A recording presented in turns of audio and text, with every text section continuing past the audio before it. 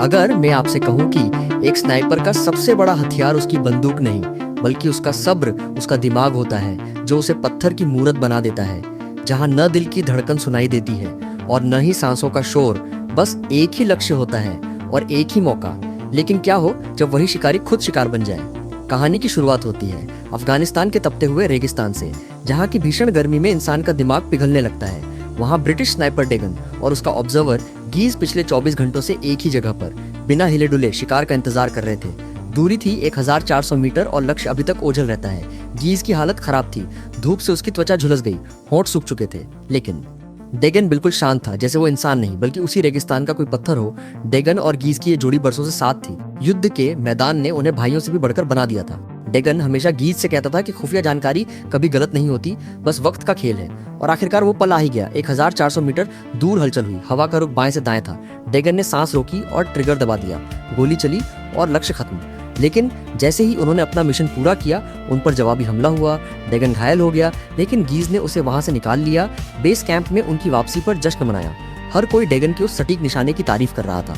दीवार पर उसका नाम एक लेजेंड की तरह चमक रहा था। लेकिन किसी को नहीं पता था कि डेगन के दिमाग में क्या चल रहा है।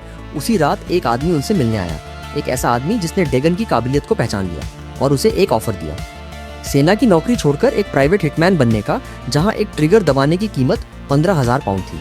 उन्हें पहले तो ये रकम कम लगी, लेकिन जब उस आदमी ने इसे बढ़ाकर 20,000 पाउंड प्रति व्यक्ति कर दिया और तुर्की के शहर अंटालिया में एक नई जिंदगी का सपना दिखाया, तो डेगन और गीज का ईमान डगमगा गया। उन्होंने वो ऑफर एक्सेप्ट कर लिया और अपना पहला प्राइवेट कॉन्ट्रैक्ट पूरा किया। लेकिन सेना का मिशन अभी खत्म नहीं हुआ था। डेगन की टीम को एक आतंकवादी नेता को पकड़ने का आदेश मिला। खुफिया जानकारी थी कि वो एक फार्म हाउस में छिपा है। डेगन और गीज ने अपनी पोजीशन ली, लेकिन जैसे ही उनके कप्तान ने रेड मारी, मंजर कुछ और ही था। वो कोई आतंकवादियों का अड्डा नहीं था। वहाँ एक शादी चल रही थी, हंसी खुशी का माहौल था। लेकिन कप्तान, जिसे जंग का नशा था, उसने रुकने के बजाय गोलीबारी का आदेश दे दिया। देखते ही देखते खुशियों वाला घर शमशान में बदल गया। दीवारें गिर गईं और धूल के गुबार के पीछे सिर्फ लाशें थीं, मासूम औरतों और बच्चों की लाशें। जानकारी गलत थी, लेकिन कप्तान को अपनी गलती मानने के बजाय सबूत मिटाना ज्यादा सही लगा। उसने पूरे फार्म हाउस को बम से उड़ाने और इसे एक सफल एनकाउंटर बताने का फैसला किया। डेगन और गीज दूर बैठे ये सब देख रहे थे। उनकी रूह कांप गई थी। उन्हें समझ आ गया था कि वो किसके लिए लड़ रहे हैं। वो अब इस गंदगी का हिस्सा नहीं बनना चाहते थे। वापसी के रास्ते में डेगन ने गाड़ी रुकवाई। उसने कहा कि उसे कुछ संदिग्ध दिखा है। वो गीज को लेकर पत्थरों के एक ढेर के पास गया। बाकी टीम दूर खड़ी थी। डेगन ने गीज को नहीं बताया कि वो क्या करने वाला है। उसने बस एक डेटोनेटर निकाला और एक बटन दबा दिया। एक जोरदार धमाका हुआ, धूल का गुबार उठा और सब कुछ खत्म हो गया। डेगन ने अपनी ही मौत का ड्रामा रचा था ताकि वो और गीज इस पहचान को पीछे छोड़कर गायब हो सके और अपनी नई जिंदगी, किलर वाली जिंदगी शुरू कर सके। सालों बीत गए। डेगन अब मर चुका था और उसकी जगह ले ली थी चार्ल्स ने, दुनिया का सबसे खूंखार और महंगा हिटमैन, जिसका निशाना कभी नहीं चूकता। अब उसके सामने एक नया और बेहद मुश्किल मिशन था। टारगेट था टेक्नोलॉजी की दुनिया का दिग्गज डोगेन, जो एक प्रेस कॉन्फ्रेंस में अपना नया सॉफ्टवेयर रिवर फ्लो लॉन्च करने वाला था। यह सॉफ्टवेयर दुनिया भर के अमीर और भ्रष्ट लोगों के काले धन को बेनकाब कर सकता था। इसलिए डोगेन की जान के दुश्मन बहुत थे। चार्ल्स ने इस मिशन के लिए एक पागलपन भरी योजना बनाई। डोगेन की सुरक्षा इतनी कड़ी थी कि परिंदा भी पर नहीं मार सकता था। लेकिन चार्ल्स ने सिस्टम में खामी ढूंढ ली थी। थिएटर में प्रेस कॉन्फ्रेंस 28 तारीख को थी, लेकिन चार्ल्स 26 तारीख को ही वहां पहुंच गया। जब वहां एक म्यूजिक कॉन्सर्ट चल रहा था, वो चुपके से थिएटर की छत के एक संकरे हिस्से में जा छिपा। सोचिए जरा, एक ऐसी जगह जहां आप करवट भी नहीं बदल सकते। वहां चार्ल्स को 2 दिन और 2 रातें बितानी थी, बिना खाने के, सिर्फ पानी और चॉकलेट के सहारे, और अपनी हाजत पूरी करने के लिए खाली बोतलों का इस्तेमाल करना था। ये परीक्षा सिर्फ निशानेबाजी की नहीं थी, ये परीक्षा थी इच्छा शक्ति की। नीचे सुरक्षाकर्मी कुत्तों के साथ गश्त लगा रहे थे, हेलीकॉप्टर मंडरा रहे थे, हर आने जाने वाले की स्कैनिंग हो रही थी, लेकिन कोई सोच भी नहीं सकता था कि मौत उनके सिर के ठीक ऊपर बैठी है। 2 दिन तक चार्ल्स मूर्ति बना रहा, अपनी मांसपेशियों को सुन्न होने से रोकता रहा और उस एक पल का इंतजार करता रहा। आखिरकार वो दिन आया, प्रेस कॉन्फ्रेंस शुरू हुई। डोगेन मंच पर आने के लिए तैयार था। चार्ल्स ने अपनी राइफल के पुर्जे जोड़े, जो उसने अलग अलग हिस्सों में छिपा रखे थे। उसने दूरी नापी, सिर्फ 75 मीटर। उसके लिए ये बाएं हाथ का खेल था। लेकिन तभी किस्मत ने एक अजीब खेल खेला। ठीक उसी वक्त कहीं और से एक दूसरा अनजान हमलावर वहां आ धमका। वो कोई पेशेवर नहीं था, बस एक पागल आदमी था जिसने बंदूक निकाल ली। भगदड़ मच गई। डोगेन के सुरक्षा कर्मियों ने उसे कवर कर लिया। चार्ल्स का वो 1 सेकंड का मौका हाथ से निकल गया। वो निशाना चूक गया। सालों की मेहनत और 2 दिन का वो अमानवीय इंतजार, सब बेकार हो गया। लेकिन चार्ल्स के पास अफसोस करने का वक्त नहीं था। अब उसे वहां से निकलना था। थिएटर लॉक हो रहा था। पुलिस हर तरफ थी। अपनी पहचान छुपाने के लिए चार्ल्स ने एक क्रूर कदम उठाया। थिएटर का एक स्टाफ मेंबर शियाओ गे, जिसने चार्ल्स की मदद की थी ये सोचकर कि वो कोई पुराना दोस्त है, चार्ल्स ने उसे बेहिचक मार डाला ताकि कोई गवाह न बचे। बाहर निकलकर चार्ल्स ने देखा कि उसका मिशन फेल हो चुका है और उसके नियोक्ता, वो अमीर लोग जिन्होंने उसे सुपारी दी थी, अब उसे ही रास्ते से हटाना चाहते थे क्योंकि वो एक लूज एंड बन गया था।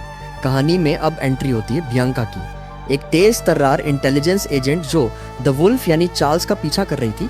बियांका को सुराग मिलते मिलते ये एहसास हुआ कि जिस स्नाइपर को वो ढूंढ रही है वो कोई आम अपराधी नहीं है। उसका तरीका, उसकी सटीकता, सब कुछ उस डेगन की याद दिलाता था जो सालों पहले मर चुका था। बियांका ने पुरानी फाइलों को खंगाला, लेकिन उसे हर जगह से रोका गया। उसे पता चला कि उसके अपने ही विभाग के वरिष्ठ अधिकारी इस साजिश में मिले हुए हैं। वो अमीर लोग जिन्होंने डोगेन को मारने का ऑर्डर दिया था, उनकी पहुंच बहुत ऊपर तक थी। उधर चार्ल्स स्पेन भाग गया था, लेकिन मुसीबत ने उसका पीछा नहीं छोड़ा। एक सड़क हादसे में उसकी गाड़ी पलट गई।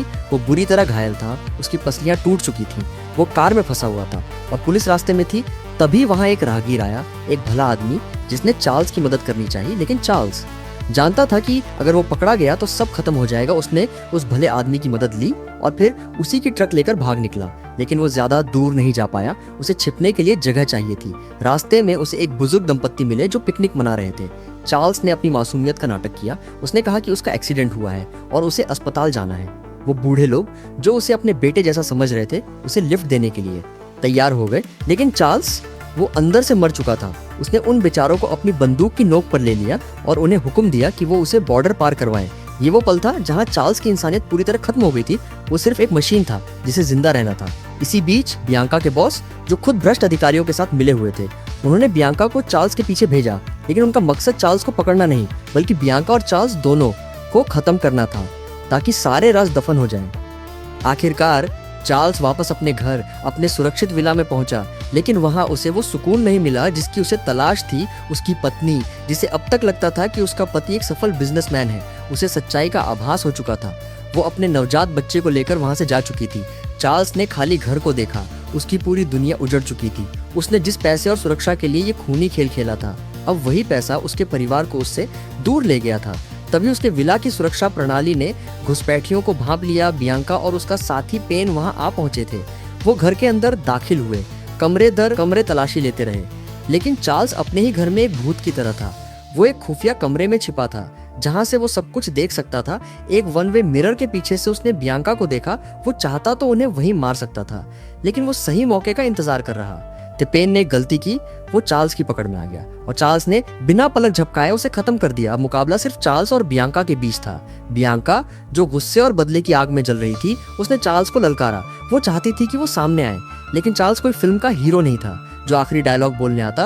वो एक पेशेवर हत्यारा था। उसने छाया में रहकर अपनी पोजीशन ली और जब बियांका ने एक गलत कदम उठाया, उसने ट्रिगर दबा दिया। बियांका, जो सच्चाई के लिए लड़ रही थी, उसकी कहानी भी वहीं एक विदेशी जमीन पर खत्म हो गई। फिल्मों में अक्सर अच्छाई की जीत होती है, लेकिन ये असली दुनिया का वो काला सच था जहाँ कभी कभी बुराई जीत जाती है और पीछे छोड़ जाती है सिर्फ सन्नाटा।